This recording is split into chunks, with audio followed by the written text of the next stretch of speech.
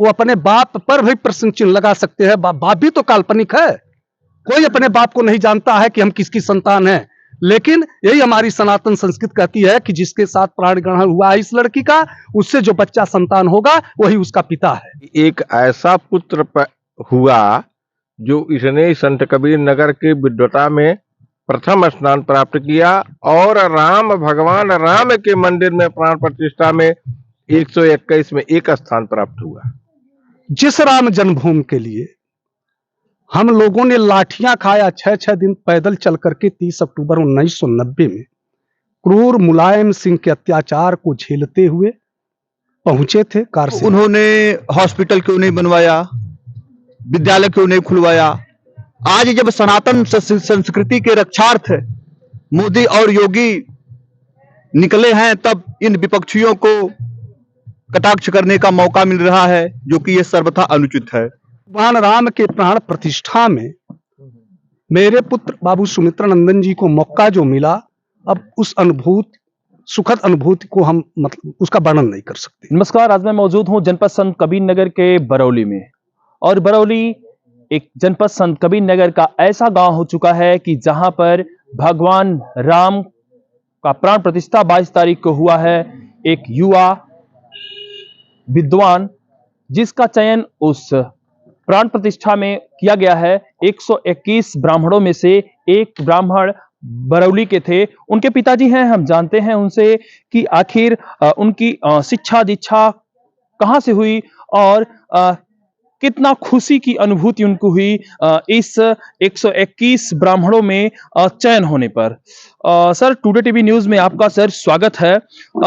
कैसा लगा सर वो दिन जब आपको पता चला कि 121 ब्राह्मणों में आपके बेटे का भी चयन है? वो क्षण मैं बता नहीं सकता जब हमको ये पता चला कि बाबू सुमित्रानंदन चतुर्वेदी जी का चयन हुआ है प्राण प्रतिष्ठा में। हमको लगा कि ये पहले तो हमको भरोसा नहीं हुआ, फिर किसी तरह से भरोसा करके हम अब धन्यवाद अपने पूर्वजों को दिए।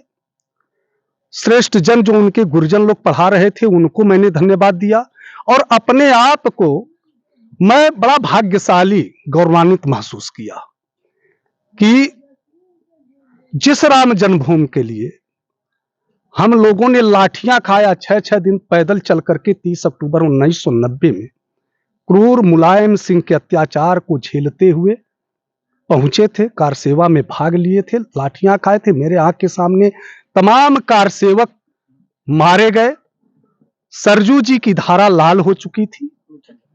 उसी भगवान राम के प्राण प्रतिष्ठा में मेरे पुत्र बाबू सुमित्रानंदन जी को मौका जो मिला, अब उस सुखद अनुभूति को हम उसका वर्णन नहीं कर सकते।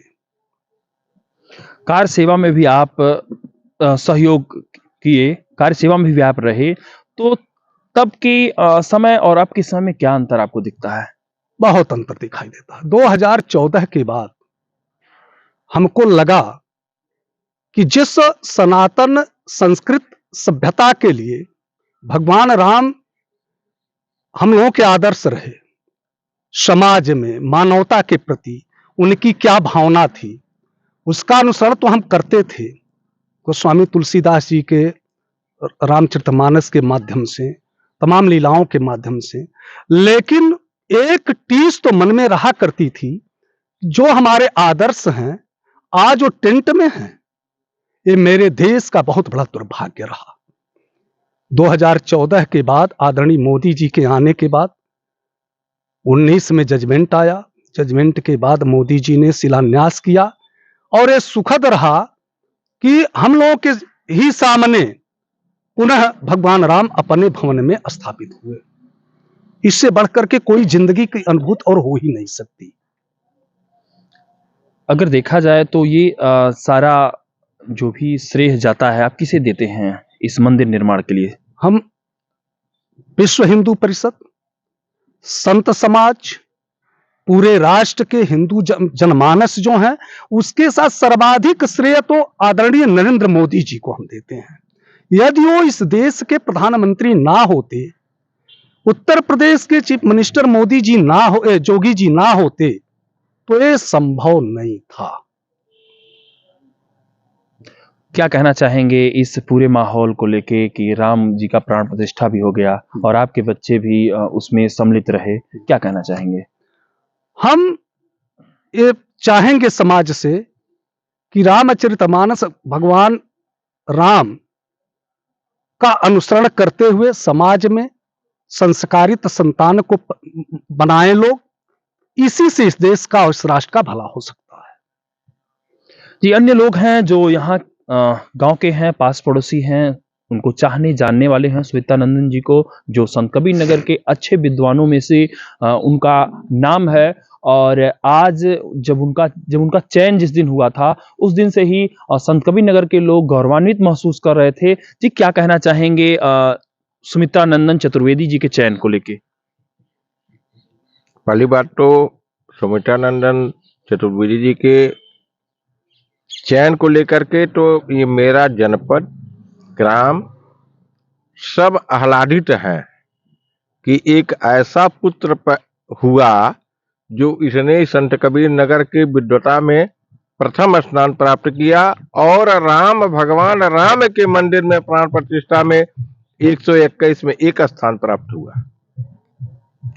कैसा महसूस कर रहे हैं कि भगवान राम का प्राण प्रतिष्ठा हो गया और आपका भी लंबा अनुभव भी आपको है, तो अयोध्या में इतना बड़ा कार्यक्रम कैसा महसूस कर रहे हैं पहले की तुलना में और अब की तुलना में? इसका वर्णन करना तो अतिशयोक्त होगी। आज के परिवेश में 22 जनवरी के परिवेश में इसका तुलना करना एक अतिशयोक्त के बराबर है। अन्य लोग हैं, हम इनसे भी जानते हैं। जी, क्या कहेंगे कि इतना बड़ा कार्यक्रम हुआ और आपके बीच का एक लड़का भगवान राम को, जो पूरे दुनिया को जिनको कहा जाता है कि प्रतिष्ठित किए हैं, उनका प्राण प्रतिष्ठा किया, क्या कहना चाहेंगे? बहुत सुखद अनुभव है। सुमित्रानंदन जी ग्राम बरौली के रहने वाले हैं। हम लोग बहुत सुखद अनुभव कर रहे हैं। इस जनपद संत कबीर नगर में 121 ब्राह्मणों में एक स्थान उनका है।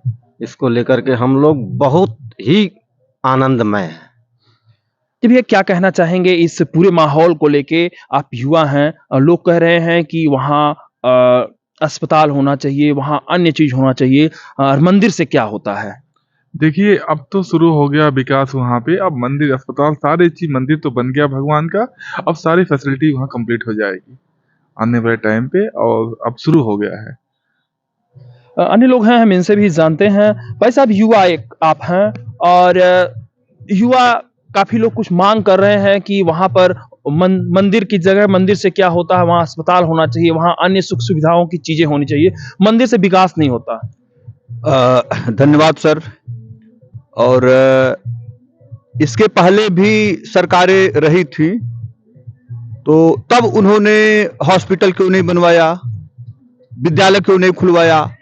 आज जब सनातन संस्कृति के रक्षार्थ मोदी और योगी निकले हैं, तब इन विपक्षियों को कटाक्ष करने का मौका मिल रहा है, जो कि ये सर्वथा अनुचित है। और मैं बताना चाहता हूं कि ये योगी और मोदी, ये हम लोगों के ही नहीं अपितु सनातन धर्म के मार्गदर्शक और प्रदर्शक हैं। हम लोग तो अभिभूत हो रहे हैं ऐसे दो महात्माओं को प्राप्त करके कि जिन्होंने इस हिंदुस्तान में ही नहीं, इस आर्यावर्त में ही नहीं, इस भारत में ही नहीं, अपितु पूरे विश्व में सनातन संस्कृति का परचम लहराया है। हमें बहुत गर्व हो रहा है। भगवान राम का प्राण प्रतिष्ठा हो गया और आपके बीच से ही एक व्यक्ति का चयन हो गया है, क्या कहना चाहेंगे? जी, और कहा गया है कि राजा स्वदेशे पूज्यते, विद्वान सर्वत्र पूज्यते। इसी उक्ति को चरितार्थ करते हुए हमारे अनुज पंडित सुमित्रानंदन चतुर्वेदी जी ने संत कबीर नगर का ही नहीं अपितु बरौली ग्रामवासियों का भी नाम रोशन किया है। इस चीज को मैं बयान नहीं कर सकता। पूरे ग्राम सभा में, प्रत्येक ग्रामवासियों में ये खुशी का माहौल है। जो आपके बेटे हैं सुमित्रानंदन चतुर्वेदी, उनका शिक्षा दीक्षा कैसे रहा? बड़ा होनहार रहे पढ़ने में। कक्षा 1 से लेकर के कक्षा 5 तक की पढ़ाई ये गांव पर किए थे। उसके बाद बड़े भाई साहब की मंशा ये थी कि हम इनको विद्वान बनाएंगे। उनकी रुचि थी, उनकी जिज्ञासा थी, वो चाहते थे कि एक मेरे कुल खानदान में ताकि हमको संस्कारित परिवार मिले।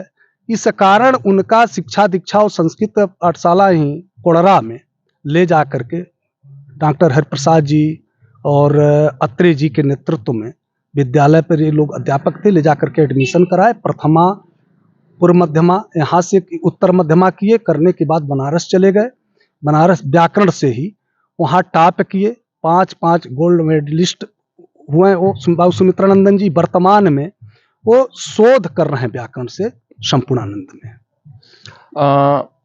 अगर देखा जाए तो पढ़ाई लिखाई लोग इंग्लिश पढ़ाने की कोशिश करते हैं, अन्य विषय को लोग पढ़ाने की कोशिश करते हैं, संस्कृत से बहुत कम ही लोग पढ़ते हैं। तो संस्कृत पढ़ाने का क्या उद्देश्य रहा? मेरा उद्देश्य ये रहा कि जब तक संस्कारित समाज नहीं होगा, परिवार नहीं होगा, हम कुछ नहीं कर पाएंगे। अभी आप ये लोग कुछ विरोधी दल कह रहे हैं ना कि राम जन्मभूमि के स्थान पर क्यों हॉस्पिटल नहीं बना। संस्कार भगवान राम के आदर्शों पर चलते हुए यदि हम संस्कारित हुए तो तमाम हॉस्पिटल तो बना है, सरकार बना रही है, तमाम मेडिकल कॉलेज दिया, हर जनपद में मेडिकल कॉलेज सरकार दे रही है। लेकिन जिस राम जो रोम रोम में बसने वाले, रोम रोम में चलने वाले, धमनियों में बसने वाले भगवान राम हैं, वो स्थापित नहीं होंगे। संस्कार नहीं रहेगा तो कुछ भी नहीं रह सकता है, मूल्य ही नहीं है कुछ हमारे जीवन का। संस्कार युक्त यदि परिवार नहीं है तो कोई मूल्य नहीं है। संस्कार है तो समाज का, देश का तमाम हॉस्पिटल बन जाएंगे। संस्कारित बालक रहेगा, समाज रहेगा तो सोच उनकी उसी तरह की रहेगी, सारी व्यवस्था कंप्लीट हो जाएगी। संस्कार होना चाहिए। कुछ लोग राम को काल्पनिक बता रहे हैं नेता। वो कह सकते हैं, वो अपने बाप पर भी प्रश्न चिन्ह लगा सकते हैं। बाप भी तो काल्पनिक है, कोई अपने बाप को नहीं जानता है कि हम किसकी संतान हैं। लेकिन यही हमारी सनातन संस्कृति कहती है कि जिसके साथ प्राण ग्रहण हुआ है इस लड़की का, उससे जो बच्चा संतान होगा वही उसका पिता है। वो भी तो हो सकते हैं। मर्यादा पुरुषोत्तम राम को कहने वाले ये विदेशी मानसिकता से ओतप्रोत हैं। राम अस्तित्व, उनके बिना हमारा अस्तित्व नहीं है, हम नहीं नकार सकते।